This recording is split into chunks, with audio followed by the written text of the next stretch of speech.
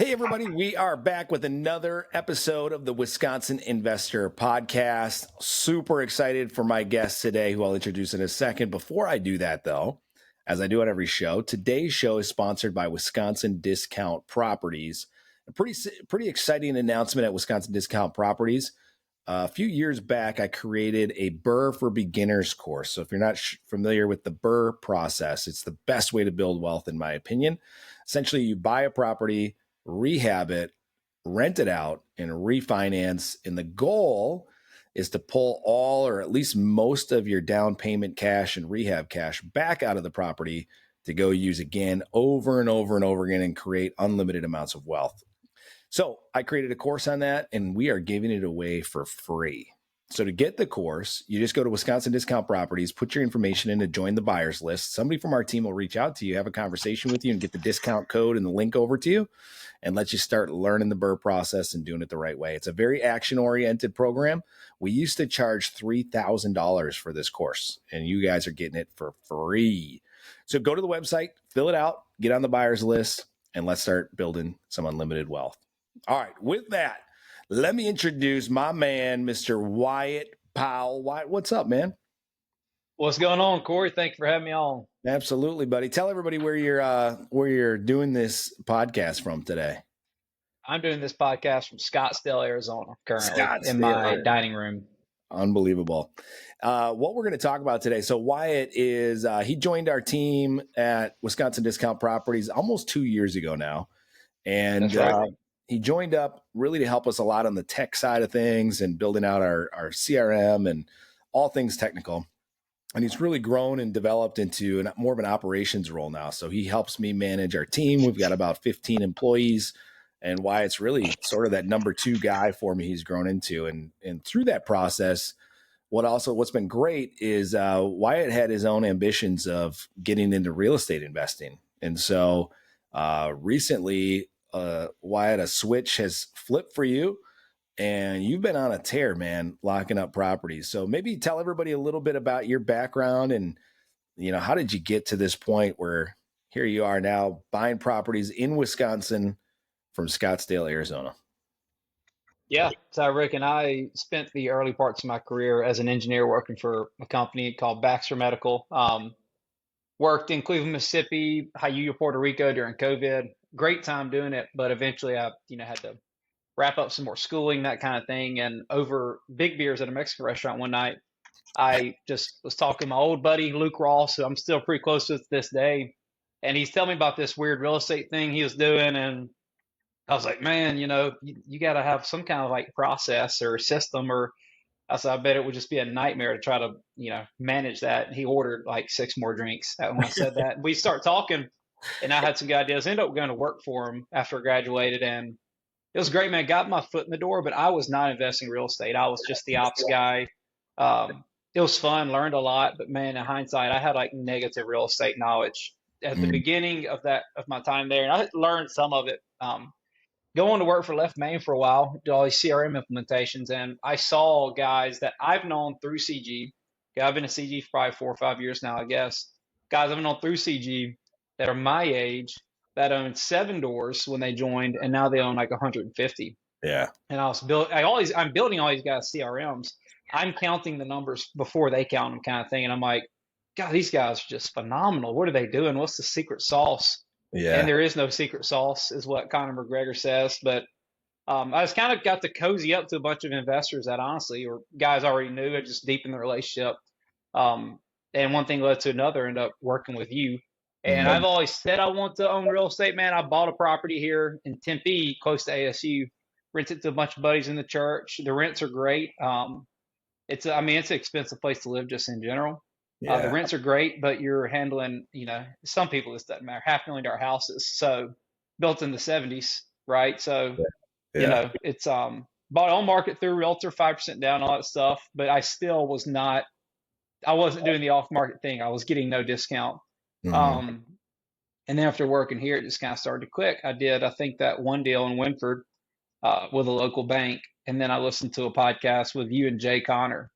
And not only does he remind me of every appliance salesman from my hometown, but it made total sense hearing them talk about it. And I just started pitching private money to the individuals in my life that I knew had higher net worths, or they maybe wanted to put their money to work. I Yeah. bet I went like 1 for 15 or 1 for 17. Okay. I got some interesting. Not right now, man. I'd love to help you, or hey, I'd be interested, but I just not right now. So there's some follow-ups there. And if I were to be a little more aggressive on social media, I could probably pull a few more people in. Hmm. But I started learning very quickly how to communicate it. And that has been a huge game changer. And I remember guys in CG tell me about private money, but it just didn't click until I did my first deal. And so I funded the Marinette deal with private. And now I'm doing a blend of private. And I'm also doing in these net. So I'm doing 4 deals so far. They're all financed differently. Oh, interesting. Well, Pretty crazy. we're going to get into that. So, for those of you guys that don't know what CG is, if this is the first time you heard us talk about it, CG is a mastermind group that I belong to, and Wyatt's been as he's worked for other organizations throughout the country in the real estate space. They also were members of this group, and so that's how we got to meet, was through this group called Collective Genius. We call it CG for short, but it's been a great group. Obviously, got to pick up a player here in Wyatt for that group. But I just wanted to put a little context for those people who don't know what CG is, and if we reference it again, now they'll understand that. Let's talk a little bit about that private money thing, because, man, Jay Connor, yes, I love Jay. So if you guys haven't heard that podcast, go back maybe 10 episodes, I think it was ago, that we had Jay on. So Jay is he is like the guy that everybody knows is like private money. Like, he sells the private money course. He's got a book that you can get for free, actually, if you go listen to that episode. I think we have a link in there for his free book on how to raise private money. And he is just in love with private money. It's kind of like me and the BRRRR. I love the BRRRR strategy. Jay loves private money. And I like both, because sometimes you need private money to do these BRRRRs, right? Yeah. But talk to me. Let's go through Winford. So Winford was a duplex in Green Bay that you picked up, right? Yeah, correct. Let's talk a little bit about that one. So you said you just used a commercial bank. Is that right? That's right. Yep. Local bank. All right. Talk to me a little bit about their financing structure. Like, how did that all work? Like, how did you end up getting that one closed up and finalized and off to the races?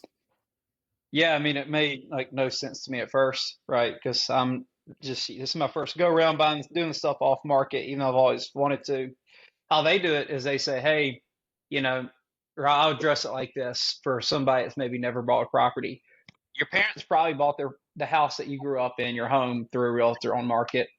The idea is like you're going to pay what's called market value, so you're going to pay a little more, but the condition should be really good, listing ready, right? Like, there really shouldn't be much post-purchase rehab you need to do that aren't improvements, which is great. I mean, when I want a primary residence, I'll probably buy whatever through realtors, fine. Yep. But what you're not getting is the discount, right? And how do you get a discount? Well, you remove the middleman, and not to be harsh, but you can't list certain properties because the condition's terrible. Like, if you had a water line break and there's big holes in your ceiling, no realtor's going to list that.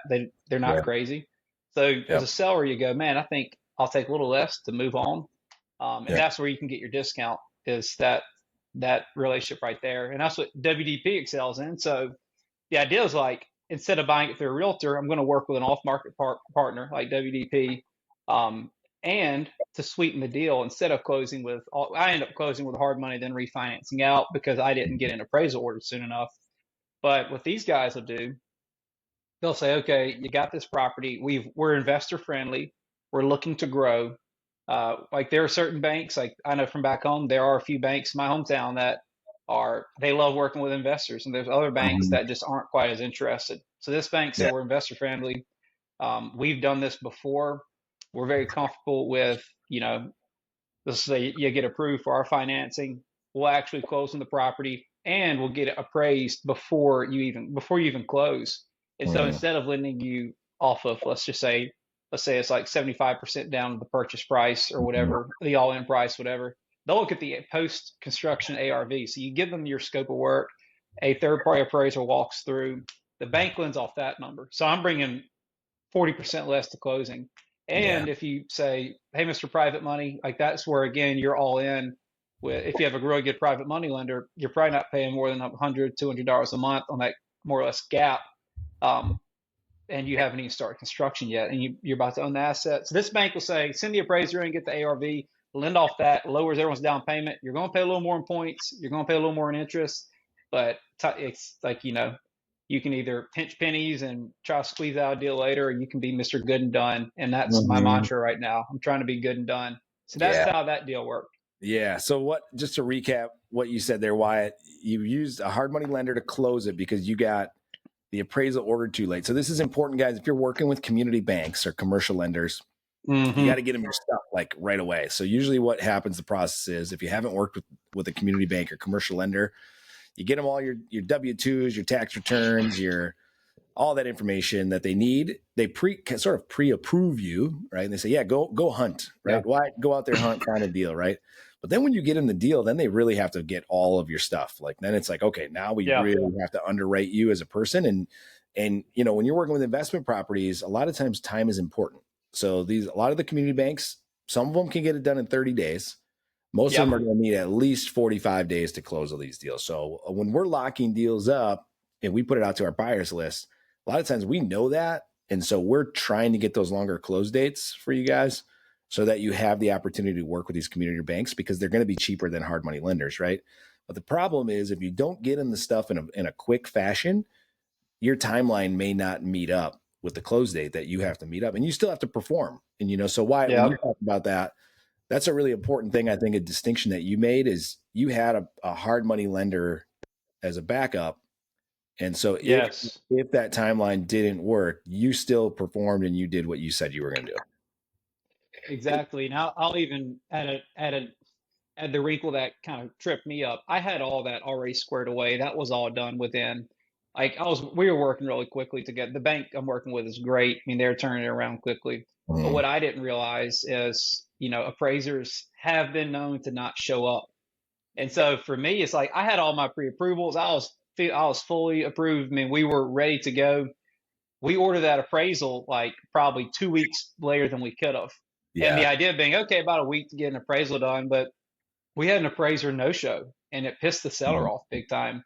And so internally, it, kind of taught us a lesson about our own process. But as a buyer, I said, man, I benefited absolutely nothing not being aggressive in managing this relationship with my lenders and trying to get the appraiser out there sooner. So it's like, even if you're fully approved, you're pre-approved, you actually get approved once you get these purchase documents and everything squared away, and you're closing in the coming weeks or month or so. Just something that I thought an appraisal would be faster, but dude, it's a third party you can't control. Don't be surprised.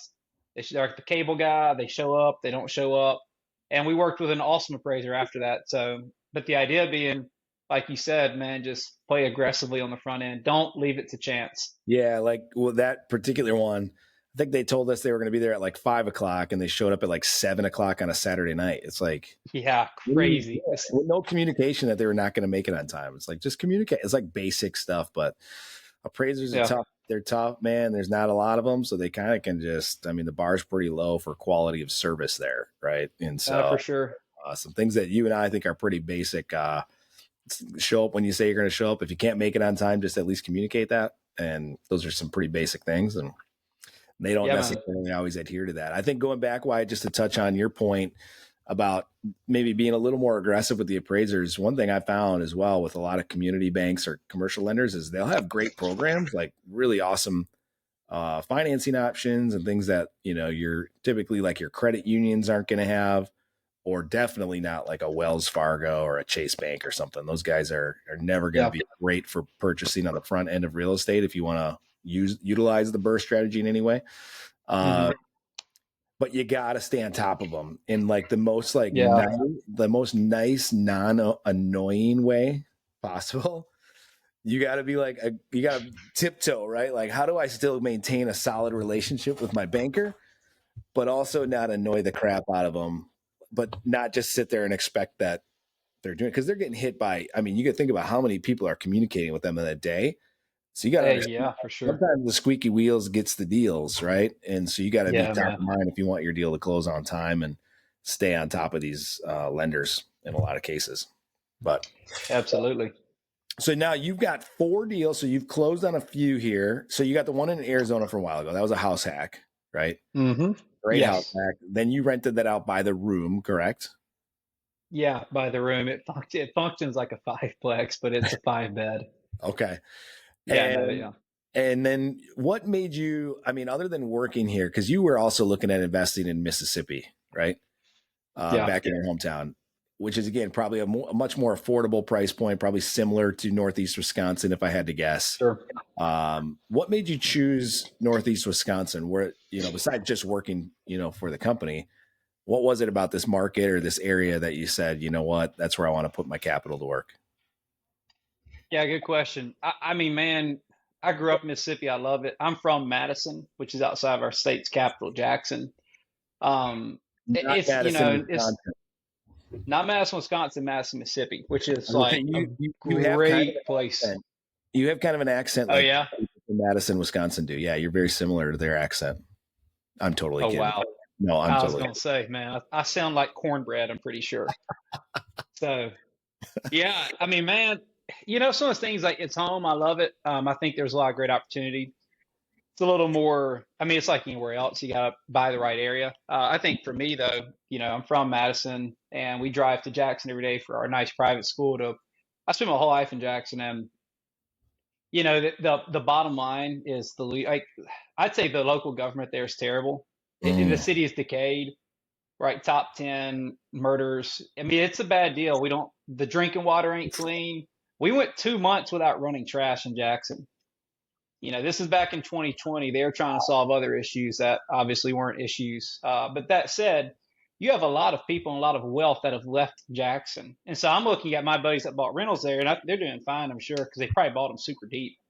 Uh, sure. but you're not going to play the appreciation play ain't where it should be Mm, there, because again, that honestly, like, it's a cool town. There's a lot of great opportunity, great neighborhoods that have been ruined by the activity there. And so the suburbs are great or whatever. But I see in Wisconsin, it's like, you don't run into the stuff you run into in Mississippi.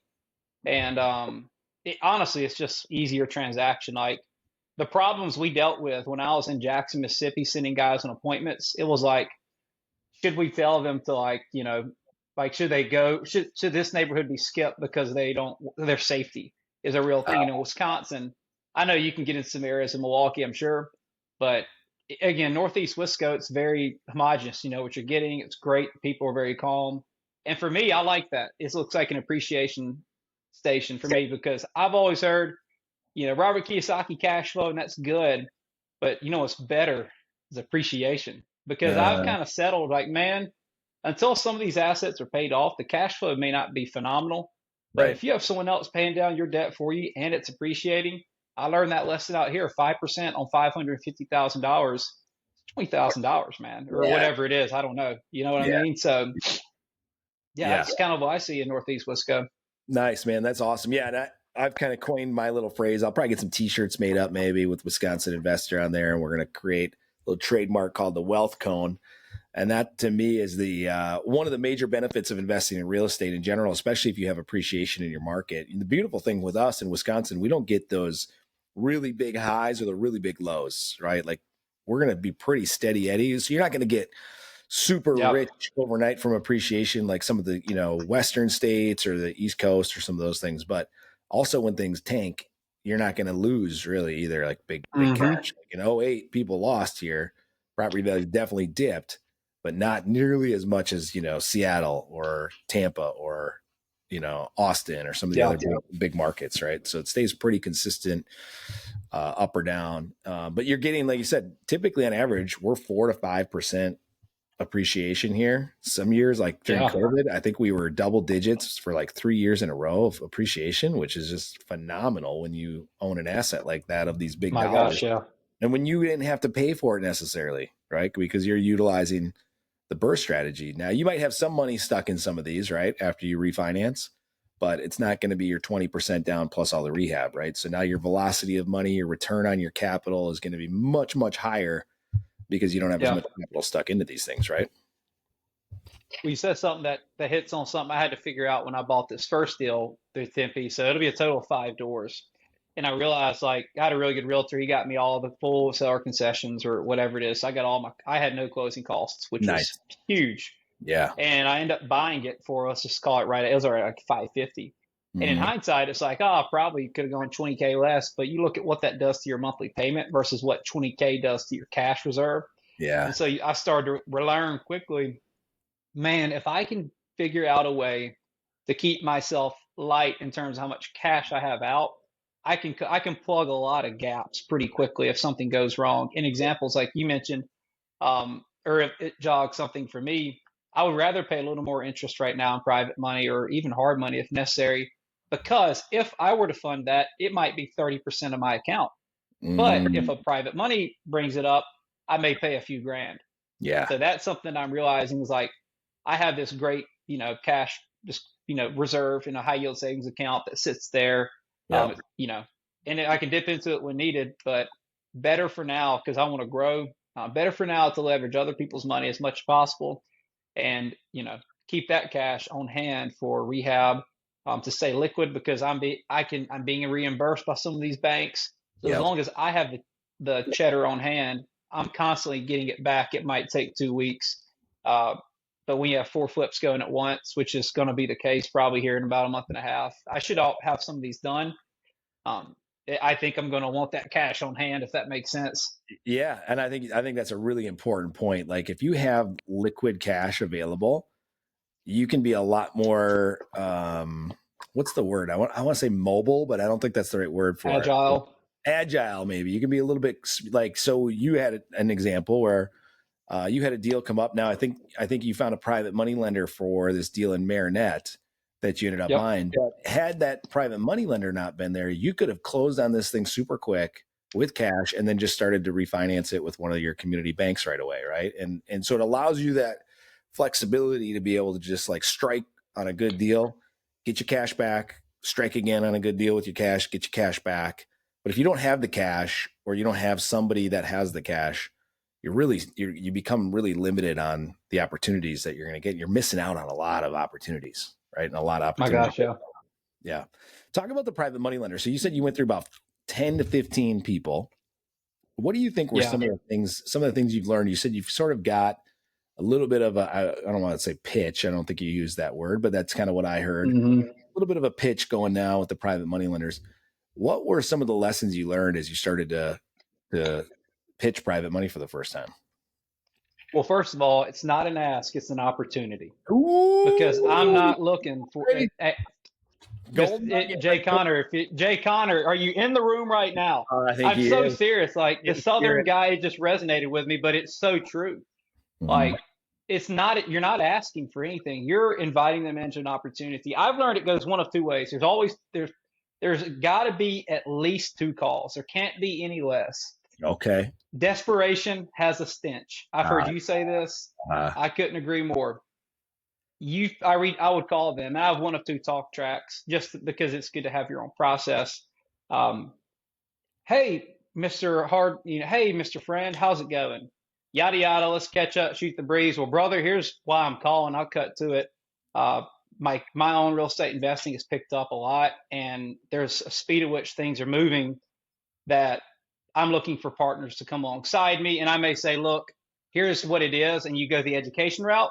okay. Or, and this is typically the easier one, say, hey man, like I'm looking for referrals for people that want to make, I'm paying 10% right now, that people who want to make 8 to 10% on their money, fully backed by not only a first position mortgage note or second position mortgage note. I only get into what's backed by a mortgage and backed by insurance.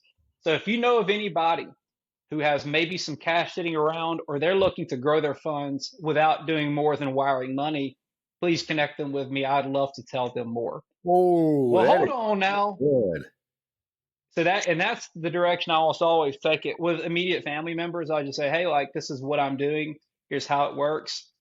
I want to involve you. I want to put your money to work. Is that something you're looking to do? Because they may say yes, but I'm selling my house and my HELOC is going to be off the table in 3 months. Or Yeah. they may say, yeah, but yada yada. But man, I am all for that. Because I'm prospecting, I'm looking to connect and grow my Mhm. network. But it's funny what that invitation does. Hey, who do you know wants to make 10%? Everyone wants to make 10%. Let's Mm, say we work it out.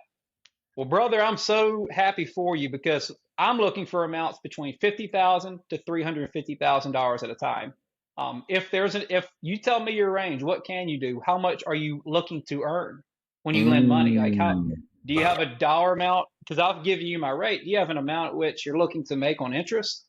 Because we can put it to work, whatever, and they'll tell you all the details of what they do or don't know. Great, man. Well, I'll tell you what, I'm going to jot you down for having this much to this much out liquid at one time, and when an opportunity rolls around, you'll get a good news phone call from your old friend Wyatt.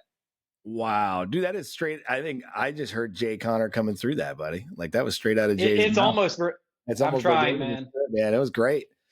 That is so Hit good, him. guys. If you're trying to raise private money, go back and replay the last minute or two of that because that is pretty dialed in, dude. That's pretty enticing. You know, one of the things I've always taught, and in the BRRRR course that we talked about at the start, this is a section raising private money in there.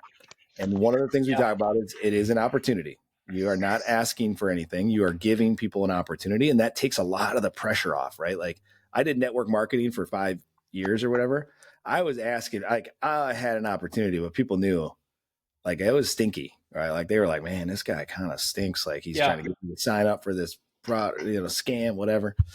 When you're raising private money, it's totally different, dude. Like you are, and you literally are. Like you have to believe in what you're selling. Anytime you sell anything, you got to believe in it, or they will see right through it. And I truly believe that you are really giving people an opportunity. If you know you're a good person and you're going to pay them back no matter what, you have no reason to feel any sort of shame, anxiety, whatever it is about asking. Now it's always uncomfortable the first couple times you do it. It's a muscle. You got to work that muscle, right? You got to ask enough people. The other thing that I love about your approach, and this is something I've always taught as well, is it's like the indirect ask. Like you're not asking them to invest. You're asking who do they know that would want to invest, and indirectly, I think I kind of cut you off there a little bit because you were about to role play that a little bit, where inevitably they typically want to know more, right? They want, hey, I want to invest in this, and I don't want you to talk to my buddies. Like use my money, right? It's just sitting over here in this little high yield savings account making 3.5. Give me 10. Come on, man, right? What has been some of the now that to me sounded great. What are some of these objections that you're getting now? Because to me, I'm like, man, you should have money rolling in hand over fist with a little sales pitch like that. What's been some of the people's objections, and what do you think? Maybe we can talk through some of those on here of maybe some ways we could kind of troubleshoot for you. Well, some of them are, because some of these guys they're not investors from our network, but they're family members that have been very successful in real estate. And they said, well, if I'm doing that, then I want to be part of the deal. And it's like, oh, okay, so you're going to come up here to Wisconsin, get all your subcontractor. So, and it was like, I love you, I love support you, but like when I'm putting that much money out, I typically want to be on title and on deed, which I totally understand. Yeah. And also, if they're doing a lot of deals, then they need to keep doing that. It's kind of like then go out and do more deals. Like we may not be the right fit right now. It doesn't mean we won't be later when you get tired of swinging a hammer. Yep. Something else that comes up, I've learned that there tends to be an interest in it, but not right now, or it's just like, I just don't know enough. And so it's typically a knowledge gap when you don't get your answer. Because I'm working with people that trust me highly. And so I'm trying to suss out when to go heavier on the education piece. I would just say it's typically I either want to do the deal myself, totally get it, go do more deals yourself, or it's like I would love to, but here's my situation, and it's the HELOC's a good example. Another one might be, yeah, well, man, we're selling a few property right now. There's too many things changing right now. Call me at a later date so you can schedule your follow up. I've heard those two. It's typically something about their life or lifestyle, or if they're interested in it, they would prefer to do the deal themselves. Which, again, I totally understand. Yeah, what I found, that's great, man. What I found is when I'm raising private money, it's rarely from somebody who invests in real estate where I get because like you said, like if you're a real estate investor and you're active in the business, 10% isn't great, right? Like you should be able to earn a heck of a lot more doing your own deals. And so a lot of people who are in this business know that, right? And they understand that. I have raised private money from people who have done some real estate, and then they were kind of like, I don't have the time to really do it. I understand it. I know it. I like it. Yeah, 10% sounds really good. or 8% or whatever it is, that you're offering. Yeah, for sure. It's rarely, if ever, been from somebody who's actively pursuing their own real estate ambitions. So if you're out there listening to this and you've got some people and you're like, oh, they know real estate, they do real estate, I'm gonna go ask them. Great, get some reps. I'm not saying you shouldn't do it, and maybe you'll get somebody who's got some cheddar sitting around that they know they're not going to be able to deploy. But you might find more success with people who are maybe more so used to like a stock market thing or whatever, and how the approach there. A lot of those folks have seen right now, as the time we're recording this, market's buzzing. It's been going up, right, for years. But a lot of those people have experienced the fluctuations of one tweet and bam, they lose 20% like that. And now they got to climb back to gain another 20% just to get back to even. This is a flat 8 to 10. There's no dip, then back up. It's just straight 8 to 10% is what you're offering. And there's some legalities around it. So do your research, talk to some attorneys. I'm not an attorney. I'm not a financial advisor, disclaimer here, but that's just what we've done in the past, and it's worked really well. But again, I think what you're doing, the other approach here too, Wyatt, I want to point out is you talked to maybe, what'd you say, like 10 to 15 people so far? Yep. Yeah. That's sales. I mean, you're 100%. You're planting a lot of seeds, buddy, and they all grow at different times, right? 100%. It is at the end of it. There's an old movie. It's got like Jeremy Irons in it, Kevin Spacey, I think BJ Novak, and it's about the stock market crash, and the guy looks at him and says, "We're all salesmen, man." And it's these big CEOs, and I think about that. We're all in sales, man. I sell ops every day. I sell tech every day. I sell buy-in. I sell process every day. Sales is effective communication and something you believe in that adds value. So yeah, lean into it. It's a whole heck of a lot of fun when you can start to build your skin up a little bit. Because man, I did a lot of sales by way of my old job just because it needed to be done. And I'll be honest, man, there's a thrill to hunt. I know you know about that. Oh yeah. But I am far from a professional salesman. And I like the idea of, saying I'm going to take a shot at this. And if it works out, it seriously feels like you just killed a big deer. I mean, it's awesome. Yeah, so. Exactly. For sure.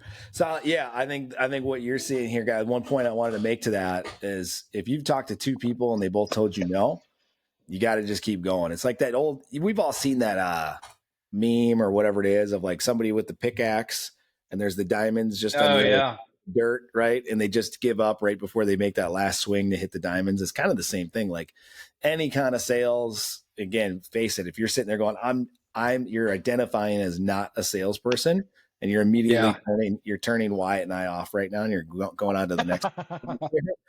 Don't, right? We are all salespeople in some way or another. Like you got kids, you're selling every single day on your kids of why they should listen to you, why they should eat the certain foods you want to eat, why they should clean up their room.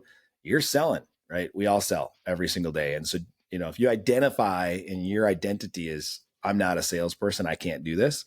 Well, you're putting yourself in a little box and you're absolutely wrong. I'll just say that right here. I'll make a bold statement. You're wrong because you sell. We all sell every single day. And so it's just about reps. It's about enough people you talk to. And really it could be the key to changing your life. I mean, I think about like what you're building right now, just these 4 properties that you've gotten in the last, 2 months, I think you kind of gone bananas here in the last 2 months. If you hold those properties, some of them you might flip, but if you hold those properties, man, in 5 to 10 years, then you're going to be over a millionaire in 5 or 10 years from 4 deals, which is insane. It's insane. It is insane. The movie's called Margin Call, by the way. It's a great movie. I had to look it up. Okay. But no, yeah, it's like I had to go from thinking about cash flow to appreciation because, again, as long as it's covered, as long as the debt is serviced and it's covered, and you make a little bit on top for repairs or whatever, one day you will snowball your debt and you'll pay off the cheapest asset, then pay off the smallest loan amount, the next smallest loan amount, et cetera. And you're going to actually create real cash flow. But the magic to this is someone's paying your debt down for you. I'm not being taxed on debt.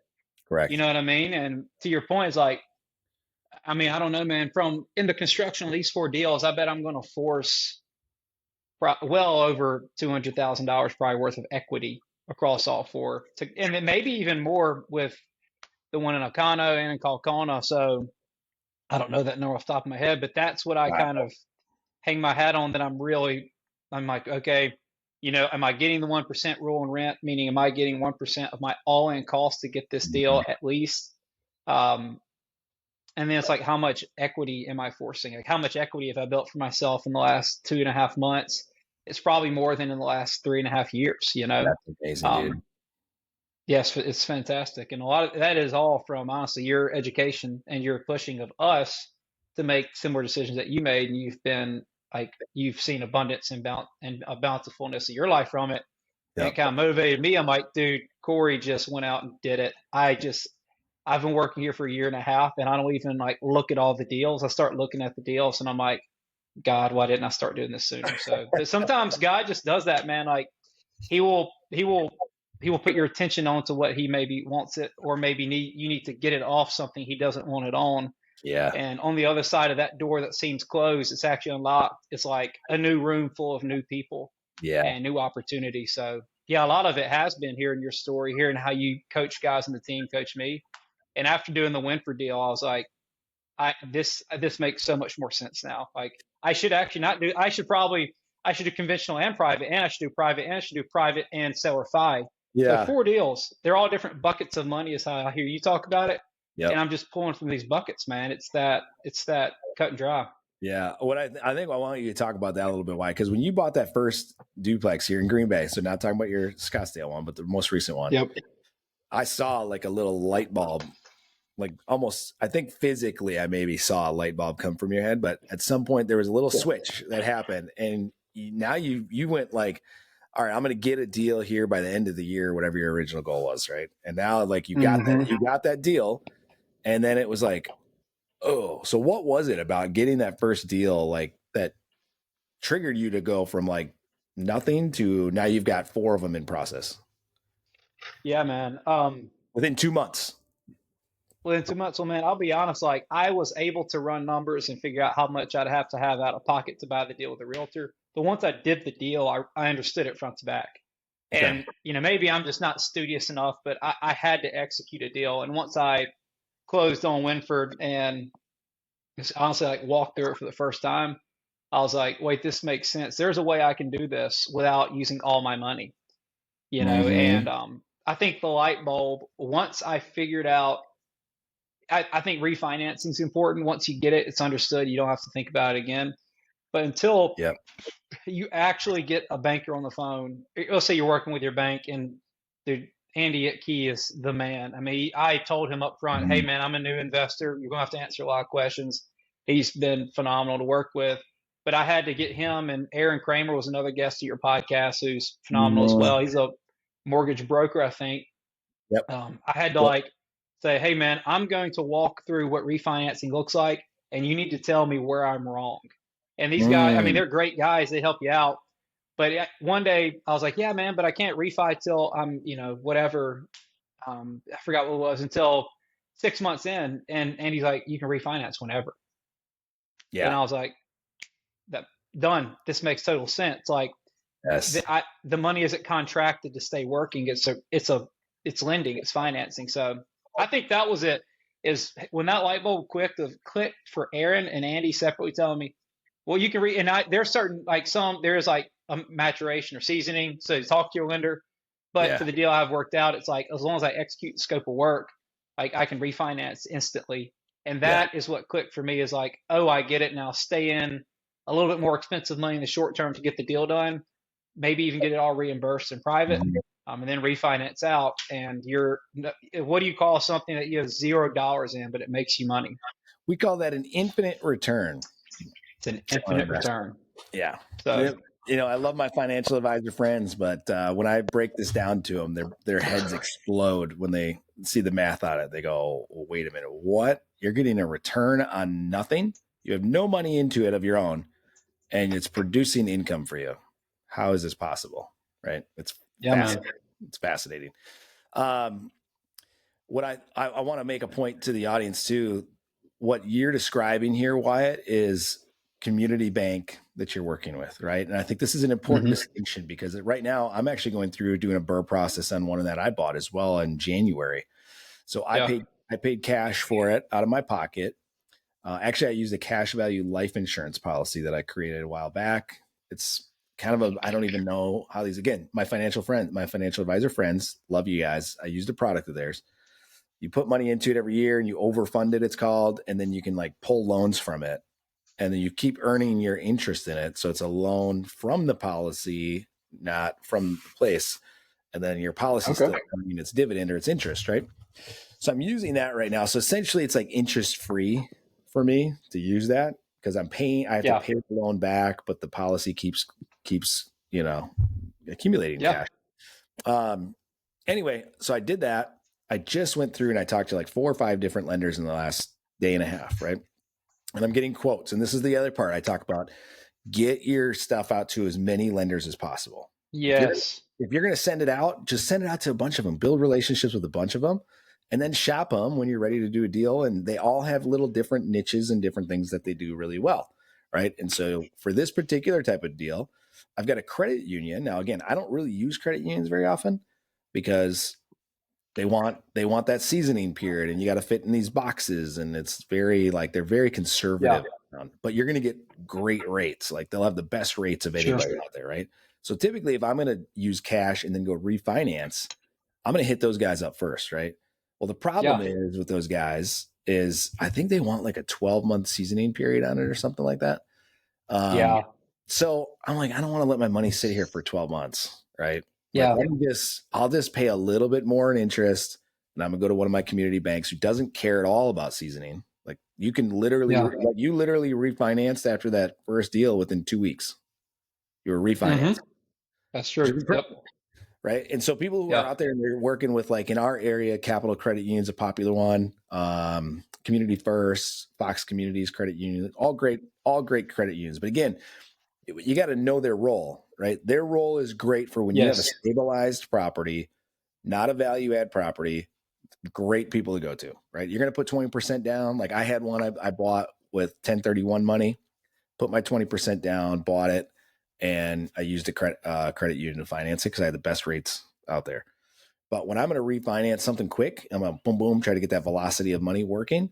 I'm going to work with my community banks most of the time because they're going to they're going to have the competitive rates. They don't care about seasoning periods and all that sort of thing. So I think that's a really important distinction. You know, I've talked to enough investors here in Northeast Wisconsin over the years that I think that's a big roadblock for them is they think they got to leave that money sit for 6 to 12 months.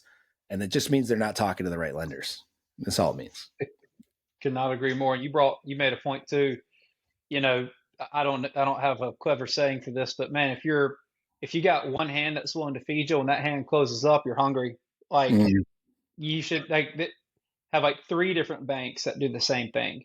Yeah. Because those rates change. So yeah, that's something that you had mentioned and I'm glad you did because I reached out to 3 of them, 4 of them. And I kind of got my fixed rate guys now. I have my guys that'll do the more short-term projects and I'm going with the one that I prefer to work with the most right now.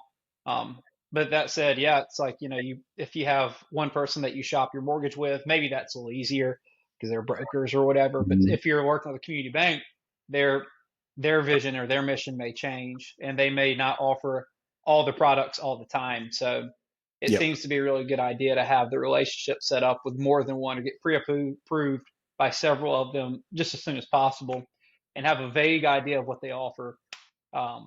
Yeah, and that's something that I think you shared with me that I'm really glad you did so that you're not dependent on one source of debt, if that makes sense. Correct. And here's the other thing, guys that are listening to this. There's a loyalty some people have, and I'm very loyal to the people that are loyal to me as well. And you can kind of get stuck in that trap with lenders sometimes where you feel like, I got to give them this loan because they helped me out on this other loan. They understand it's a business, guys. They do. The bankers, they get it. Like Andy from Key Savings. So if you guys don't know Key Savings Bank, Andy Vital, great guy. If you need his contact info, you can hit us up here. We're happy to share it with you. But he was a point higher than what I got quoted from another one of our community banks. And I just told him that. I said, hey man, appreciate you sending that over, but I'm probably not going to refinance this property with you because you're a point higher than what I'm getting right now. And we talked back and forth and we're getting a great rate quoted for us in the current interest rate environment. And we just had a little good conversation back and forth about rates. And he's like, man, if you're getting that rate, go for it, dude. That's great. Good for you. You know? So he's not going to not quote me out on the next one or not want to do the next deal. Oh yeah. Yeah. So important point that they understand. Shop it around to a bunch of different people, and just build the relationships. It's just about, do they want to work with you? That's the other thing with community banks. If they don't like you, they may just quote you really high and not like. Yeah. They're Yeah. a relationship based bank. You go to Wells Fargo, they have these boxes they have to check of your income, your W-2s, all these documents you got to send them. You could be the biggest jerk in the world, and they don't care. They're gonna Yeah. check the boxes. They're gonna issue you the loan. You work with community banks. I had one lender yesterday offer me a big old line of credit just out of the blue. He's like, "Hey man, we were like working with you. We appreciate your business. Would it be helpful if we offered you, a couple $1 million line of credit?" I'm like, "Yeah, that would be great. Let's do it." But it's because of the relationship. So I think that's important for people out there as well with these community banks to know, is like, don't be a jerk. Build a relationship. If you're not going to work with somebody, that's okay. Just don't be a jerk about it, and just Good. Well put. communicate, right? So Absolutely. Wyatt, last thing I want to get into with you here before we wrap, talk to me a little bit about some of the challenges of investing from afar, and then what are some of the things that you're doing that you think have been helpful. Again, it's pretty early in your out of state investing career, but talk to me about, like, how did you get to this point? Because I know there's people out there that listen to this that are not here in Wisconsin, and so what gave you some confidence, and what are some of the keys you can give people that are sitting outside of the old Wisco borders that are looking to maybe put some capital to work here in this great state? Yeah, good question. I think that something I'm having to learn in my professional life every day, working with yourself on top of investing, is if you're doing it all yourself, you're the bottleneck. Like, Mm-hmm. look, man, I'm trying to build scalable systems with my rental portfolio, just like I do every day at iBuyWI and WDP. Look, I walk through Home Depot. I look at all the a good example appliances. Mm-hmm. I see GE, Frigidaire, Samsung, some other name brands, Maytag, Whirlpool. Yep. And in my unit here, everything's Whirlpool. I can get parts and replace them, do it myself if I need it as the homeowner. And I'm looking around all these products and I'm like, look at them Whirlpools. Like, they're scalable and they know it. So I'm going to put the same appliance in all my units. I'm not going to leave it up to chance to have a dated fridge that has a random brand. I think for me, the challenge I've ran into, like I mentioned, is I kind of flipped my house here. I keep thinking, oh, I can just drive the LVP up to Marinette, or I keep thinking, oh man, like I'll get in there, I'll do some of the paint, and I show up and I'm like, I don't want to do this shit, man. Yeah. And honestly, it's a challenge for me to let go of the vine. But like, why would I go to scratch and dent, carry only, when I can pay $150 more, get it delivered to the property, get it installed in the property, and I just bought back my time. If my time's worth $600 an hour, whatever it is, I'm looking to save $120. I'm gonna die broke that way. So for me, it's like build scalable systems. Again, it's like, I think the appliance thing's really interesting, just like the LVP. Like, buy the same brand or buy a similar product on all your properties. Your installers are comfortable with it. They work it with their hands. They know what they're getting into. You get the same quote. So just try to build something that's scalable. I think that is, I mean, do it in Wisco, man. Like, again, the communities are great. Our suburbs here are fantastic. There's a lot of places to live. Like, I would live in De Pere, Schwabenheim, Suamico, Green Bay, all these places I would live in personally. See, I think that's it. When it comes to investing, you got to let go of the vine. Like, you got to find a way to pay someone else to do it, or else you're going to be, pumping and jumping at 1 or 2 deals a year when you could be doing 20. Yeah. You just got to have a scalable system, man. Talk to me about, like, if we have an investor listening to this outside of Wisconsin, they're like, man, I would love to just build a scalable system and get people my installers to be able to work with the same stuff. How do you find, if you're out of state person right now listening, how do you find installers? How do you find these people, the who's, as we always say? How do you find your who's? The who's, yeah. This work for you? What's been the success part there for you? Yeah, a few practical ones. Facebook's fantastic. It took 2 posts on Facebook to get 12, subcontractors hitting me up. And it's funny enough, some of them are on our buyers list, like one of them that's going out there is a buyer that does a lot of GC work. But I would say Facebook's fantastic. Reach out to the guys at WDP. We have a contractor list on our website, lender list, et cetera, all that good stuff. And we're revamping the website. It's going to be a little bit prettier, easier to navigate.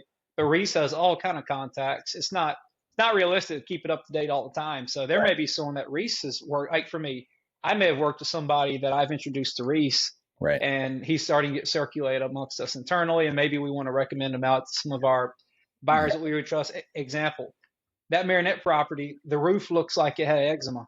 It's ugly. It's flaking off. The wind blows a little bit. You see shingles, dust in the wind. You would think that it is like the springs here and the shingles are flying off to plant new houses. I mean, it's awful. That roof's terrible. But WDP already had a roof quote for me through Prestige. The easiest thing, I just called the Prestige guys. They walked me through their quote again.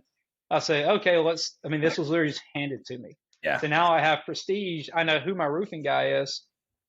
Installers, it's kind of interesting. Like, it's easier for me to say, like, I like my installer, I'm going to keep using them. But also, I know if he gets hit by a bus, like, I need to have a number two, a kitchen guy, or I'm sorry, your cabinet guy, sort of thing, your countertop guy. Like, I'm posting on Facebook, I'm trying to find the best quote. I think it is a good idea to, at some point, be boots on the ground for a week or so, so you know where you are. I like that personally, but you don't got to do it if you're out of state. Talk to your property manager. Like, they have all kind of recommendations. WDP is great. Facebook's great. Ask for the best Facebook group messages from the WDP guys. Like, they'll tell you all this stuff. It's fantastic. Yeah. And we have a Facebook group out there called REI Success. So if you want to join that Facebook group, you can just go and ask to prove to it.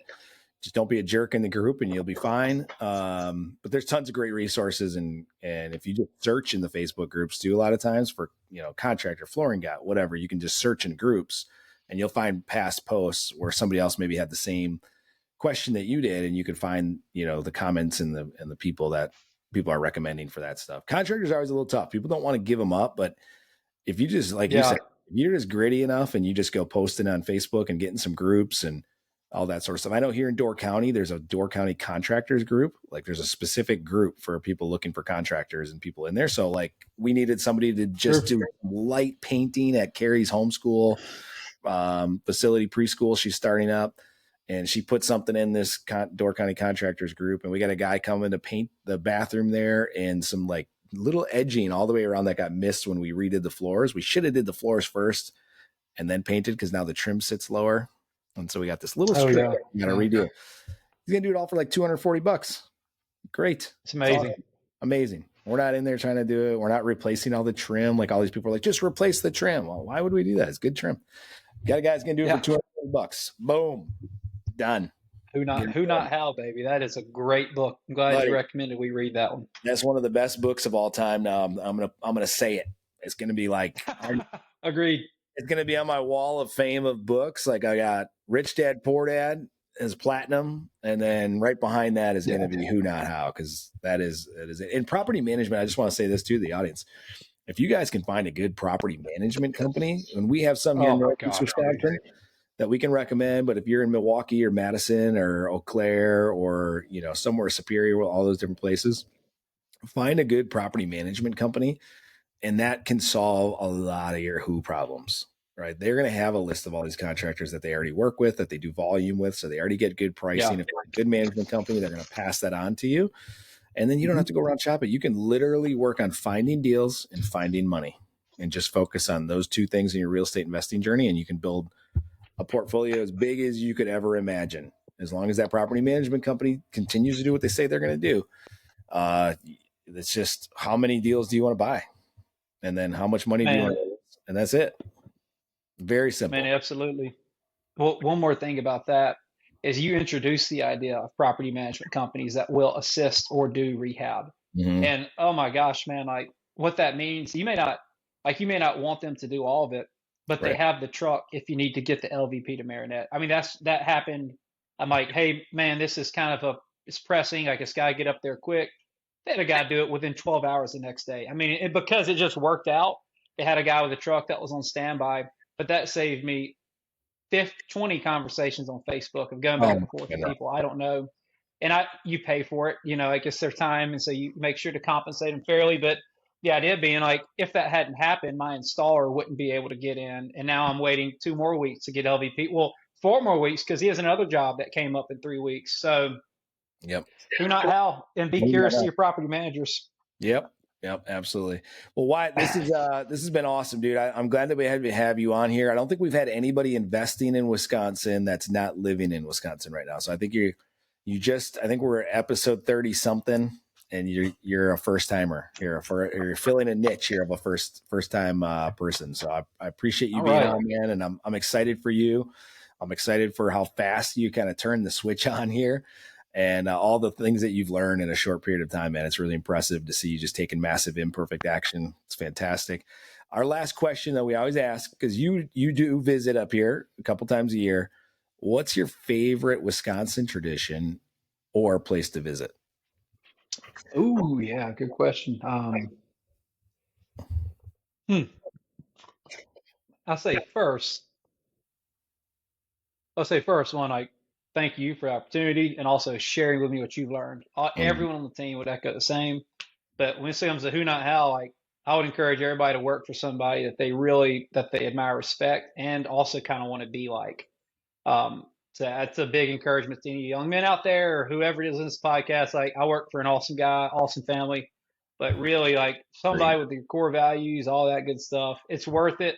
It's worth more than your paycheck because you're going to learn something and you're going to grow. So want to get that out the way. I would say, man, we love Door County. I wear the sweater all the time. You repping that, yeah.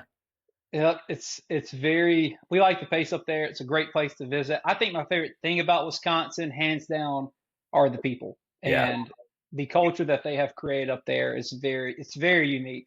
Like all throughout, at least Northeast Wisco, where I am. I know I'm in Wisconsin. The people are just phenomenal. I'm from the South. Everyone's friendly.